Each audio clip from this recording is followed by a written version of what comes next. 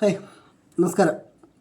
അപ്പം ഞാൻ നമ്മുടെ റോഡിൻ്റെ കാര്യമായിട്ട് വീണ്ടും റോഡിൻ്റെ കാര്യം സംസാരിക്കുകയാണ് വീണ്ടും വന്നത്. അപ്പം നമ്മുടെ നാട്ടിലെ ചില ആൾക്കാർ പറയുന്നുണ്ട്, അതായത് നമ്മുടെ നടുവിൽ പോത്തുകൊണ്ട് താവൂന്ന് വാട്ടുമ്പ റോഡിൻ്റെ കാര്യങ്ങളിൽ ചിലർ പറയുന്നു ഇതിന് അനുമതി കിട്ടിയിട്ടില്ല, ഫണ്ട് അനുവദിച്ചിട്ടില്ല. അതുപോലെ അങ്ങനൊരു സൈഡിൽ പറയുന്നു, മറ്റു സൈഡിൽ പറയുന്നു ടെൻഡർ അനുവദിച്ചിട്ടുണ്ട്, ഇലക്ഷൻ കഴിഞ്ഞ ഉടനെ റോഡിൻ്റെ പണി തുടങ്ങുന്നതൊക്കെയാണ് പറയുന്നത്. പക്ഷേ ടെൻഡർ എടുത്തിട്ടില്ല എന്നുള്ളത് വ്യക്തമായ കാര്യമാണ്. പിന്നെ ഇപ്പം ഞാൻ കുറച്ച് സർക്കാരിന് കുറച്ച് രേഖകൾ കാണിച്ചു തരാം. അതിൻ്റെ അകത്ത് ഫസ്റ്റ് രേഖ എനിക്ക് കാണിക്കാനുള്ളതെന്ന് പറഞ്ഞു കഴിഞ്ഞാൽ, നമുക്ക് ഈ റോഡിന് കിട്ടിയ ഭരണാനുമതിയും അതുപോലെ തന്നെ സാങ്കേതിക അനുമതിയാണ് നമുക്ക് കാണിക്കാനുള്ളത്. അത് ASTS ഇതാണ് നമുക്ക് കാണിക്കാനുള്ളത്, ഇതാണ് നമുക്ക് കിട്ടിയേക്കുന്ന രേഖ. അതിൻ്റെ അകത്ത് ഇതാണ് നമുക്ക് കാണാമെന്ന് വിചാരിക്കുന്നത്. ഇതിപ്പം എനിക്ക് അവിടെ നിന്ന് വിരാശം വെച്ച് കിട്ടിയ ആണ്. ഇതാണ് നമുക്ക് സർക്കാരിന് കിട്ടിയ AS. ഇതാണ് AS. ഇത് കണ്ടു നമുക്ക് അത് ഡേറ്റ് കൃത്യമുണ്ട്, അതിൻ്റെ കൃത്യം കാണാമെന്ന് വിചാരിക്കുന്നു. ഇതാണ് നമുക്ക് ഓർഡർ, സർക്കാരിന് അനുമതി കിട്ടിയ ആണ്. അതിൻ്റെ അകത്ത് 8 ലക്ഷം രൂപ, 800 ലക്ഷം രൂപ, അതായത് 8 കോടി രൂപയാണ് നമുക്ക് ഈ റോഡിന് വേണ്ടി അനുവദിച്ചിരിക്കുന്നത്. പിന്നെ അത് കഴിഞ്ഞിട്ട് കാണിക്കാനുള്ള എന്താ TS. ഇതാണ് കണ്ടോ, കൃത്യം കണ്ടു. ഇതാണ് നമ്മുടെ റോഡിന് കിട്ടിയ TS. കാണാമെന്ന് വിചാരിക്കുന്നു. ഇത് നമ്മുടെ റോഡിന് കിട്ടിയ TS ആണ്. അപ്പം ഇതിൻ്റെ അകത്ത് നമുക്ക് ഈ റോഡിൻ്റെ ഭരണാനുമതി കിട്ടിയിരിക്കുന്നതെന്ന് പറഞ്ഞു കഴിഞ്ഞാൽ കഴിഞ്ഞ വർഷം ഒക്ടോബറിലാണ്. ഒക്ടോബർ മാസം, അതായത് 2025 ഒക്ടോബർ മാസത്തിലാണ്. ഒക്ടോബർ 31 അല്ലേ, 31 ഡേറ്റ് പറഞ്ഞേക്കുന്നത്. അതെ, ഒക്ടോബർ 31 നമുക്ക് ഇതിൻ്റെ ഭരണാനുമതി കിട്ടിയിരിക്കുന്നത് ഈ റോഡിൻ്റെ. അപ്പം നമ്മുടെ മന്ത്രി ഇപ്പോഴാണ് നമുക്ക് അനുമതി തന്നിട്ടുണ്ട്, അതായത് ഒക്ടോബറിൽ നമുക്ക് അനുമതി തന്നിട്ടുണ്ട് മന്ത്രി. പക്ഷേ ഒക്ടോബർ കഴിഞ്ഞിട്ട് ഈ വർഷം, കഴിഞ്ഞ വർഷം ഒക്ടോബറിൽ നിന്ന് കിട്ടിയിട്ട് നമുക്ക് ഈ വർഷമാണ് നമുക്ക് ഈ റോഡിൻ്റെ ടെക്നിക്കൽ, അതായത് TS നമുക്ക് കിട്ടുന്നത്, സാങ്കേതിക TS കിട്ടുന്നത്. അപ്പം നിങ്ങൾ കണ്ടു കാണുമല്ലോ, അതിൻ്റെ നമ്പറും കാര്യങ്ങളും ഒക്കെ കണ്ടു കാണും. അപ്പം നമുക്ക് കഴിഞ്ഞ വർഷം 31 ഒക്ടോബർ നമുക്ക് പണം അനുവദിച്ചിട്ടുണ്ട്. 8 കോടി രൂപയാണ് നമുക്ക് അനുവദിച്ചിരിക്കുന്നത്. പിന്നെ ഇതിൻ്റെ അകത്ത് ഈ 8 കോടിക്കകത്ത് പറയുന്നൊരു കാര്യം എന്ന് വെച്ച് കഴിഞ്ഞാൽ, ഈ റോഡ് നമുക്ക് അനുമതി തരുമ്പോൾ പറയുന്ന കാര്യങ്ങളെന്ന് വെച്ച് കഴിഞ്ഞാൽ, ഇപ്പം നിലവിൽ ഈ റോഡിന് നിലവിലുള്ള ടാറിങ് പൊളിച്ചു മാറ്റിയിട്ട് വേണം ഈ റോഡ് ശരിയാക്കാൻ എന്നുള്ളതും, പിന്നെ ഈ റോഡിന് വേണ്ട വീതി കൃത്യമായിട്ടുള്ള എത്രയാണ് വീതി പറഞ്ഞിരിക്കുന്നത്, ആ കൃത്യമായ വീതി ഈ റോഡിന് വേണം എന്ന് തന്നെയാണ് പറഞ്ഞിരിക്കുന്നത്. അപ്പം റോഡിൻ്റെ വീതി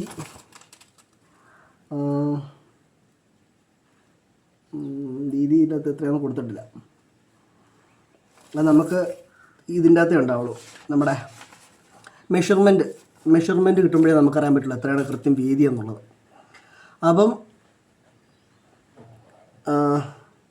കൃത്യമായ വീതി വേണം, പിന്നെ കൃത്യമായ റോഡിന് ഓടകൾ വേണം, സംരക്ഷണ ഭിത്തി വേണം.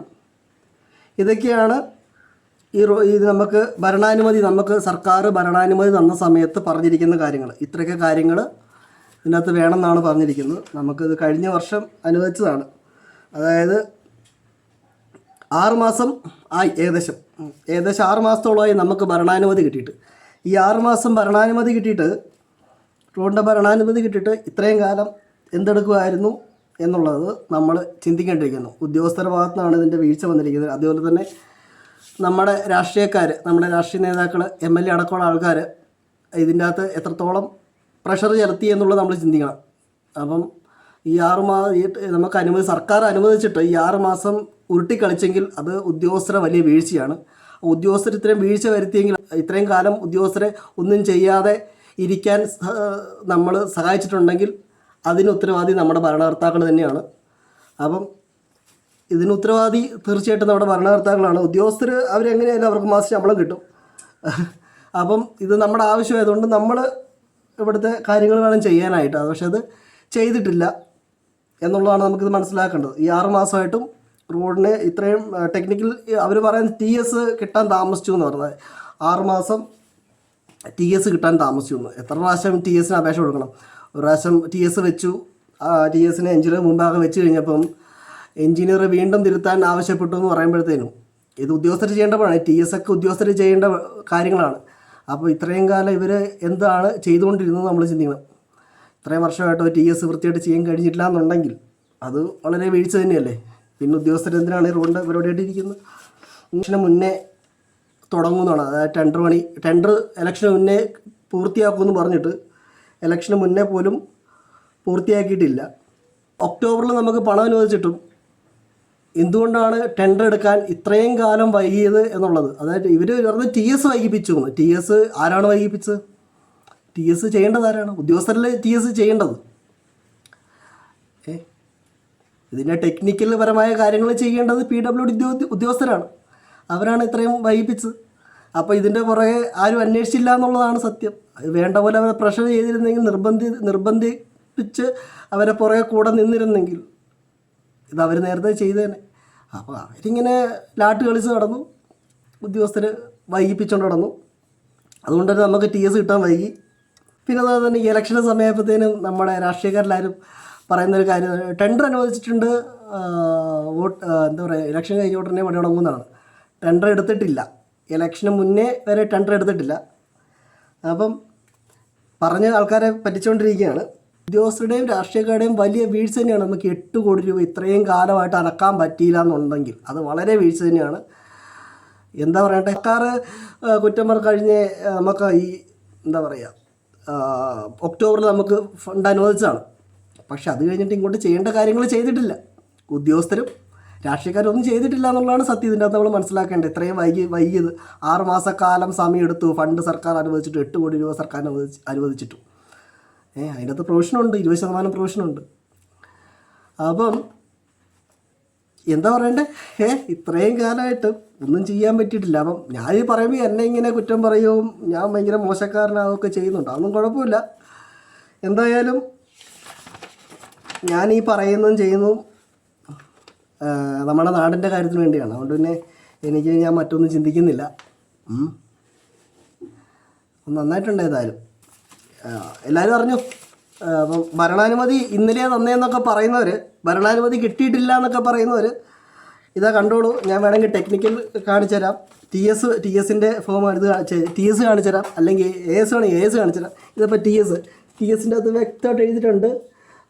Reference to administration section, date ഉണ്ട് 31/10/2025 നമുക്ക് ഇതിൻ്റെ കിട്ടിയിരിക്കുന്നത്. അനുമതി കിട്ടി, സർക്കാരിന് അനുമതി കിട്ടിയിരിക്കുന്നത് 2025 ഒക്ടോബർ 31 കിട്ടിയതാണ്. 6 മാസമായിട്ടൊന്നും ചെയ്യാൻ പറ്റിയിട്ടില്ല കേട്ടോ.